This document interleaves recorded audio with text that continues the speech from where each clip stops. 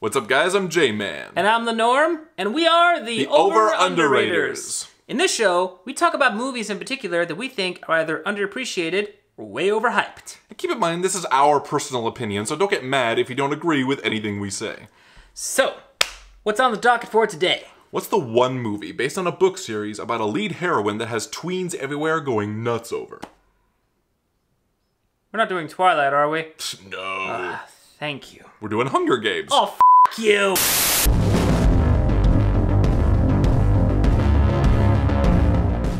The movie, based on the book series by Suzanne Collins, became insanely popular, spawning a whole franchise and making tons of money. Reviews were pretty up and down, but the consensus was that it was a pretty good interpretation of the first book. Now, as with any adaptive work, it has to be judged solely as a movie and not as an adaptation of another work. And we are here to discuss why this movie is completely overrated. The movie starts with text basically describing what we're literally about to watch. Doesn't say how or why these things happen. It just basically says 2 people from each district will be selected during the reaping and battle in the Hunger Games. We then see a talk show interview with Caesar Flickerman, played by Stanley Tucci, awesome guy, and Seneca Crane, played by Wes Bentley. At first it was a reminder of the rebellion, but I think it has grown from that. This is your 3rd year as game maker. What defines your personal signature?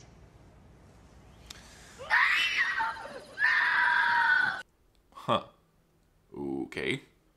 Thank you, random characters we've barely been introduced to for exposition that was vague as Wasn't this directed by the guy who did Seabiscuit? Actually, yeah. What the hell? We then cut straight to District 12, where Katniss Everdeen, played by Jennifer Lawrence, consoles her baby sister Primrose, played by Willow Shields. It's your first year, Prim. Your name's only been in there once. They're not gonna pick you. Even though they totally pick the names at random and your chances are no different than anyone else's, there's absolutely no way your name will ever be picked. Okay.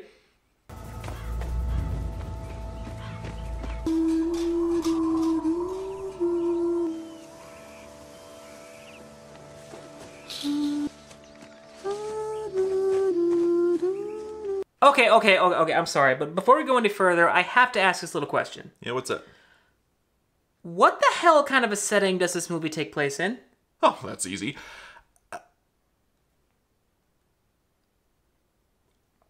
I have no f***ing idea. I thought exactly.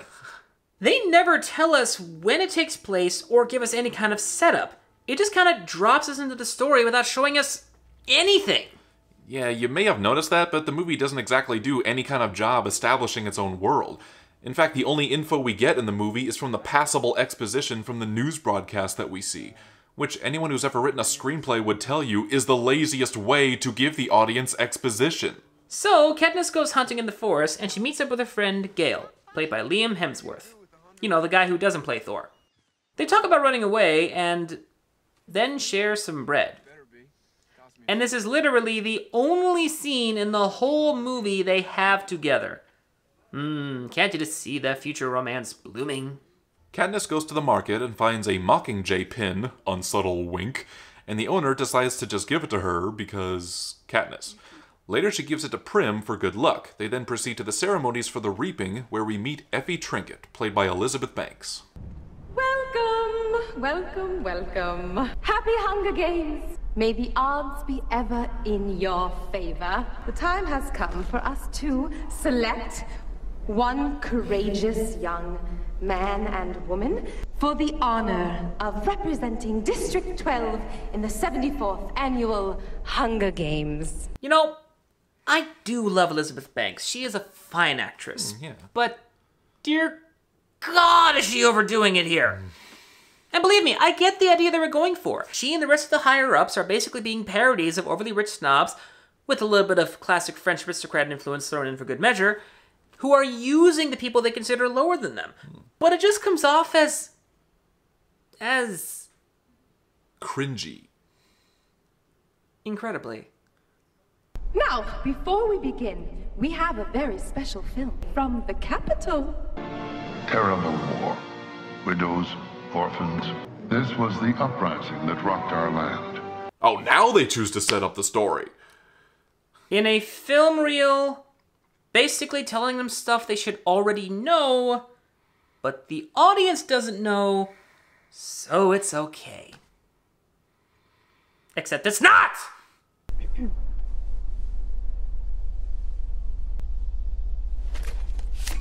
Primrose Everdeen. Prim! I volunteer as tribute. And that's basically the whole movie.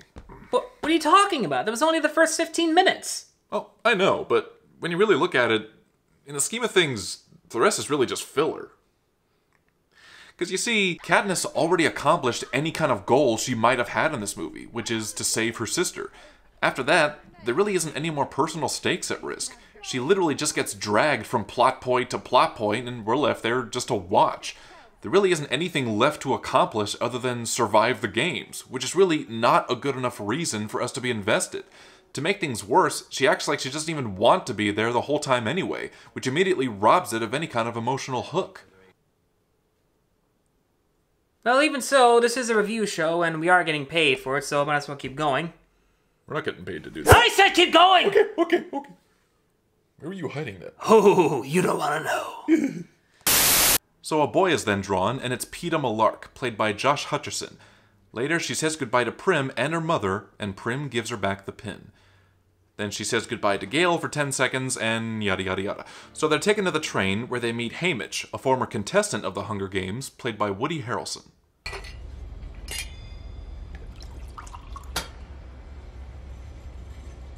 Where's the ice? I don't know. Fun fact, that's not even him acting, that's just him showing up on the set. Wait until you see him in War of the Planet of the Apes. That'll be ape shit. Literally. What? So he behaves like a total dick to them, and just decides to leave. Well, that was a useful scene, wasn't it?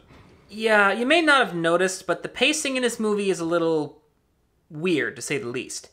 Haymitch eventually tells them that the best way to win is to gain sponsorship through popularity. You know, the Donald Trump route. They arrive in the town and are all made up to look better. Are they preparing for Death Games or Project Runway?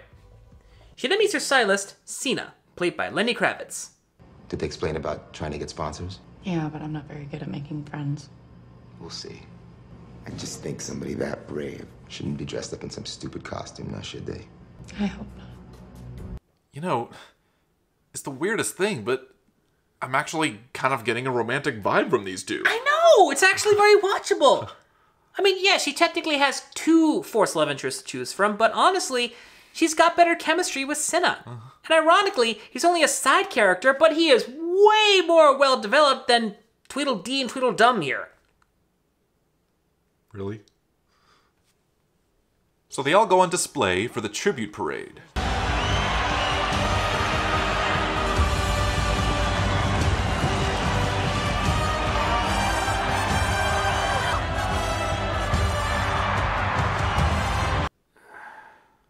Okay, something has to be said about Lawrence's performance in this movie. Or lack thereof.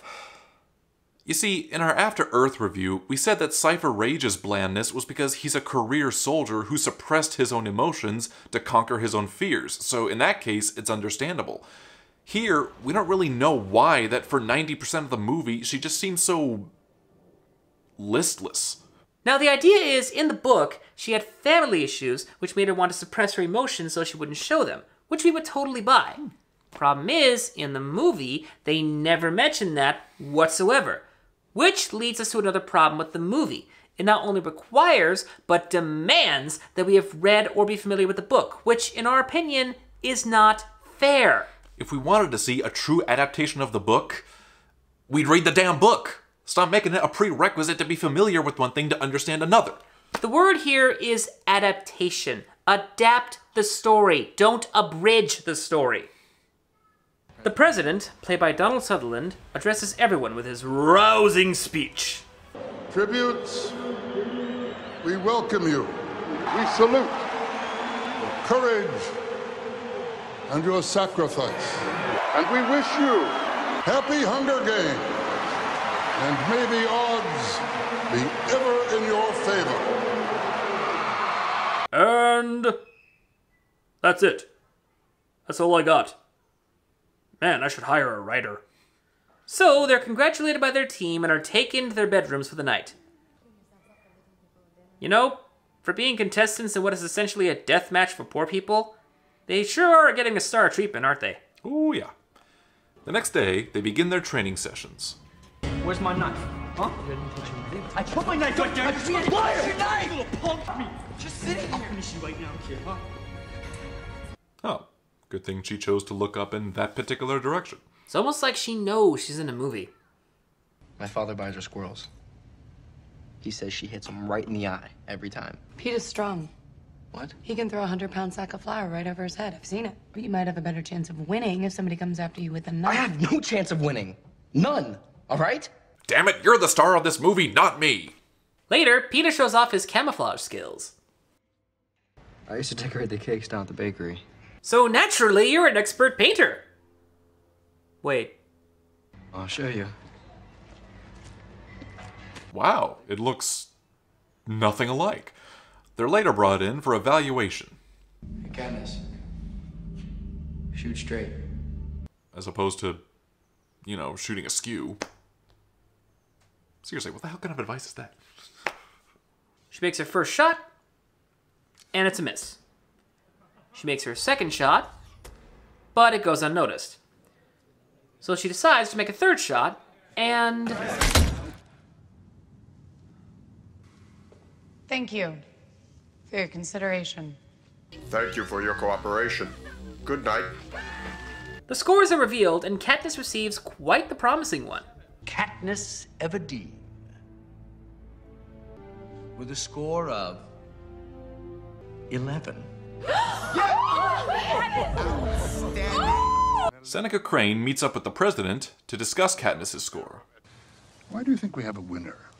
I mean, if we just wanted to intimidate the districts, why not round up 24 of them at random and execute them all at once? Hope. Hope? It is the only thing stronger than fear. A little hope is effective. A lot of hope is dangerous. And right there, they just explain why the concept of the Hunger Games makes no sense. They try to distill false hope in the districts, while at the same time intimidating them into thinking there is no hope. Do they not see how unbelievably oxymoronic that is? I mean, that would be like...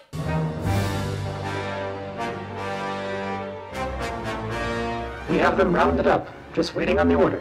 Understood. Lord Vader, I have excellent news. The remaining soldiers and officers of the Rebel Alliance have all been captured, and the stormtroopers are prepared to execute. Shall I give the order? No.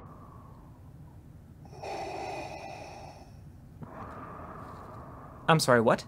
Let them go. But, Lord Vader, this is literally the last remnants of the Rebel Alliance. All I have to do is say the word, and our victory is utterly assured.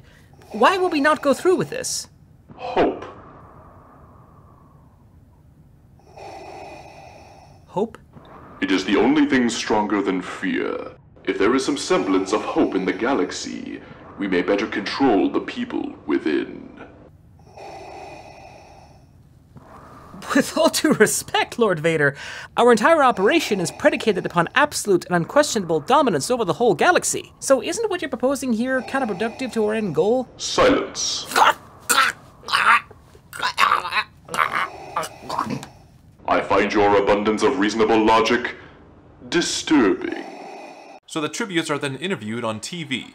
Katniss goes first, and what do you know, she's a sensation. But then, Peeta goes last. So, Pete, tell me, is there a special girl back home? There is this one girl that I've had a crush on forever. I'll tell you what, Peter. You go out there and you win this thing. And when you get home, she'll have to go out with you. Right, folks? Because nothing impresses a girl more than emotional blackmail. You are not helping. But I don't think winning's gonna help me at all. And why not? Because she came here with me. You gotta be f***ing kidding. He made me look weak. He made you look desirable, which in your case can't hurt, sweetheart. We are not star-crossed lovers. It's a television show. But Katniss eventually says sorry, and the tributes receive their trackers and get ready for the games. I'm not allowed to bet. But if I could, I'd bet on you. I know. I know. It's a shame. So the tributes are then transported to the arena, where the games commence! What is he? What is it? I can't. What did? I can't. What? Okay.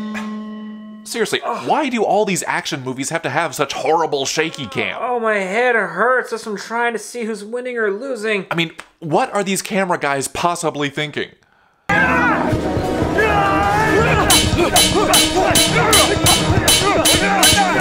Hold on. What? Wait 1 second. Hey!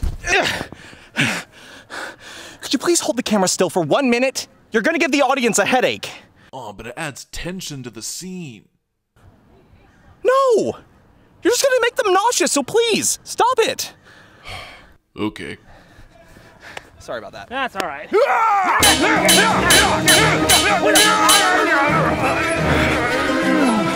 How does that feel? Oh yeah, much, thanks. So Katniss eventually gets her bag and makes her way into the woods. After seeing her contents, she gets something to eat, collects water, sets some traps, and finds a safe place to stay for the night. Soon, the list of fallen tributes is displayed, and Katniss sees a small alliance coming after her. Hey, lover boy. You sure she went this way? Yeah, I'm sure. The next day, Katniss makes her way towards the edge. 2 kilometers away from the nearest tribune. Let's turn her around. But first, let's wait till tomorrow for some reason.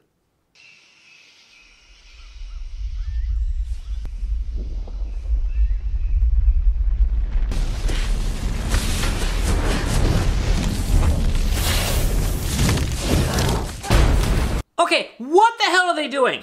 I thought the idea was to get them to kill each other, not kill them yourselves! Did I not see how lethal this actually is? And just to prove our point, she actually gets burned. Burned! I know they want to keep her in a particular area, but what if she actually died? Are they trying to take all the sport out of it? So she eventually finds a river to cool off in, but notices the group is close by. Dive? Before they actually spot you? Oh, too f***ing late. So they chase after her, and she finds a tall tree to climb. Go for it. Get her. Come on. Okay, why the hell would you collect a bow and arrows if you can't hit shit with them? Unless you're Hawkeye, don't bother. They decide to wait it out until she has to come back down. Haymitch sees that she's in pain and decides to send her a little gift.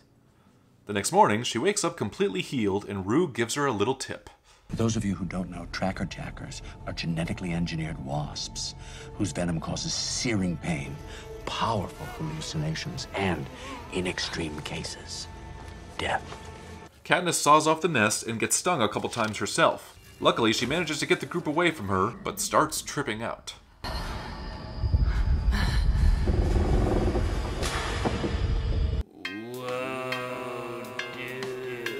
Those are some jackers, I can see vapor trails.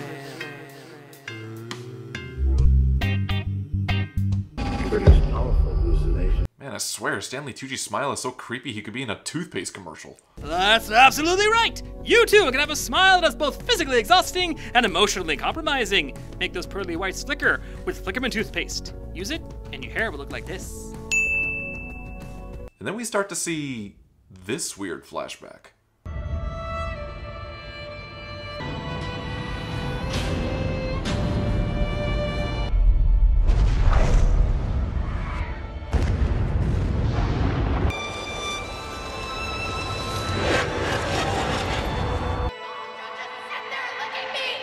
Please say something! Katniss, go! Get out of here, go! What the hell was that? I guess that was her father, maybe? And he tragically died in an explosion? Or...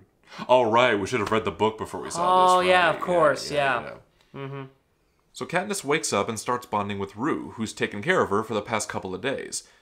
And admittedly, in the scenes with them together, Katniss actually starts emoting. It's really quite watchable. After spending another night together, they gather up some wood to fire up, and they decide to create a signal in case one of them gets held up. Watch this. Mockingjays. That's great. You try.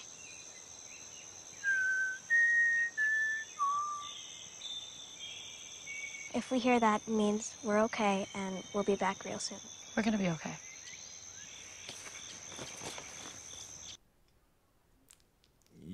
Yeah, this isn't foreshadowing at all. No. It's not like there's a great big neon sign overhead saying dead character. No. No. Which will in no way cause the main character to get the emotional weight that she needs to actually do shit.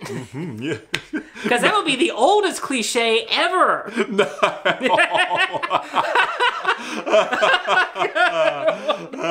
don't want to. So Katniss hides in the bushes and Rue lights up the first pile of wood, causing most of the group to go investigate. I want to see if she's going to figure out this booby trap. Yes, it seems they've reburied their minds around that big pile of goodies.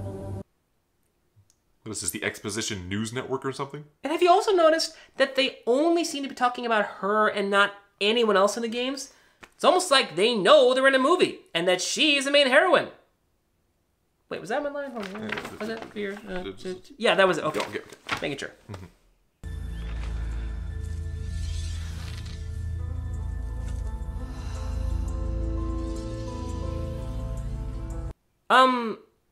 Did the editor forget that they literally just showed her pulling the arrow back on the bow?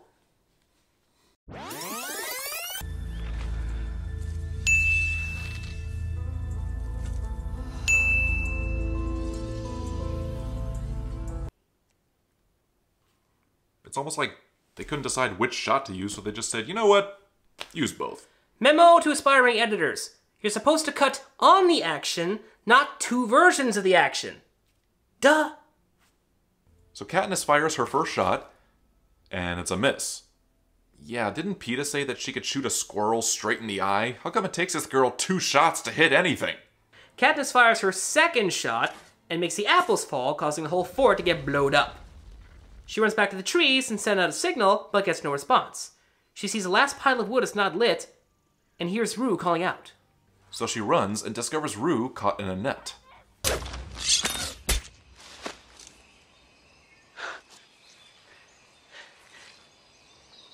okay.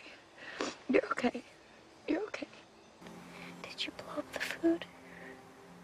Did you not hear that loud explosion moments ago?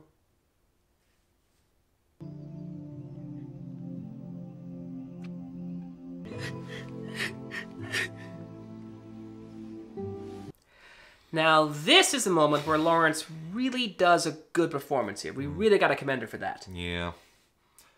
Even though it was impossible to not see it coming a mile away, I still think she really does a great job at this performance here. So District 11 sees what happened, and they start going nuts. Word of this spreads to the capital, and Haymitch convinces them to make it go away by selling them young love. Attention, tributes, attention. The regulations requiring a single victor have been suspended. 2 victors may be crowned if both originate from the same district. This will be the only announcement. And for those of you who may have placed any bets about who might live or who might die, the hell do you think this is? Money plane? Look, we're stupid, but we're not that stupid, okay? So Katniss tries to locate PETA after hearing this by heading towards the river where he was last seen.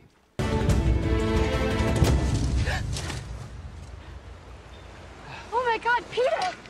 PETA!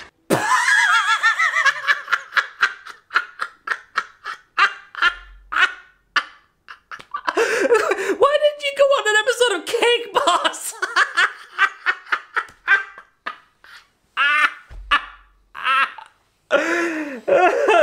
I'm sorry. Yeah, okay, I'm good. Moving on. She takes care of his wound, and they find a safe place to hold up. We'll just get you some medicine. Katniss, I don't get many parachutes. We'll figure something out. Like what? Something.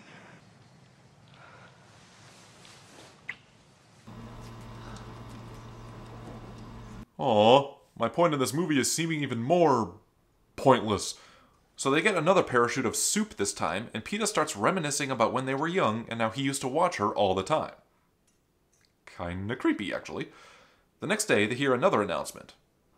Funny how they said earlier that that would be the only announcement they would make, and yet here they are making another one. Attention, commencing at sunrise. There will be a feast tomorrow at the cornucopia. Each of you needs something, desperately. Katniss decides to get his medicine, but Peeta won't let her. You would do it for me. Why are you doing this? Damn, we shared so much chemistry in that one scene we had together. Of course, Katniss just decides to wait until he's asleep and goes out to get it. What again with the shaky? What is this? What? Can you just hold still for a second? Is that Katniss or the dogs? I can't. What is this? Ah! Guys, it's called a Steadicam. Learn to use it. Or failing that, try this thing. It's called a fig rig. It's literally just a steering wheel with the camera in the center. It is the most stable thing on the market.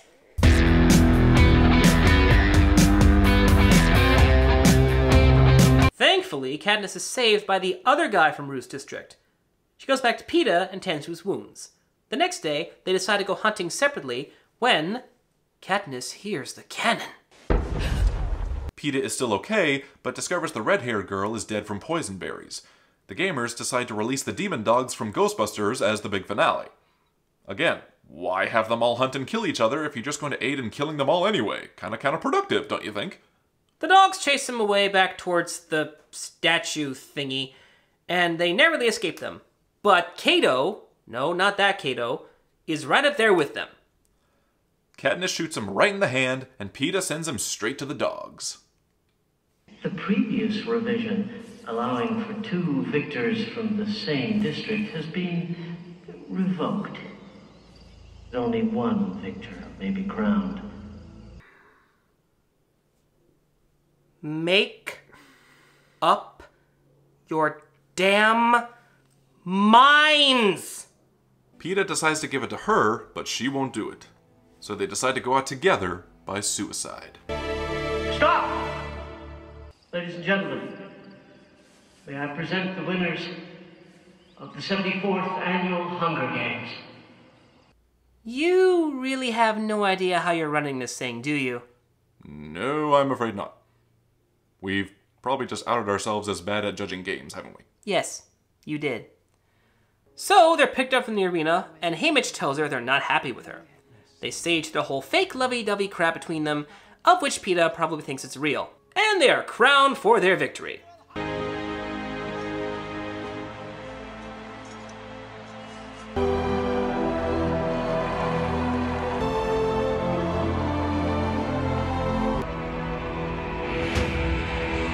Well, I'm done with this crap.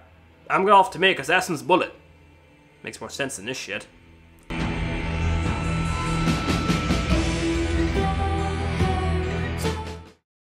So that was The Hunger Games, proof that sometimes you do have to read the original work in order to fully understand something. You think we should do the rest of them? Honestly, I'm just too bored with this one to even care. And we can't completely fault it for the few things that it gets right. But for the most part, everything after the first 15 minutes is pointless, the more interesting side characters don't have enough screen time, Lawrence's performance for most of the movie is dull and lifeless, some of the writing is a bit messy, and it relies too much on its source material that it doesn't let it have a life of its own. So, sorry to say, but this movie is definitely overrated. But, what is it about this movie that is the most overrated? Well, this one is kind of tough since a lot of people praised a lot about it when it initially came out, so the best answer we could find? Star power. And not just Jennifer Lawrence, but Woody Harrelson, Elizabeth Banks, Josh Hutcherson, Liam Hemsworth, Donald Sutherland, and even Lenny Kravitz. They got pretty lucky with the casting in this movie. It may seem naive, but we're willing to bet it had a lot to do with the movie's success. So that was our take on The Hunger Games. Now, do you have an unpopular opinion on a particular movie? Please let us know in the comments below. Until then, popularity does not make a movie good or bad. Instead, try to figure out what you think of it.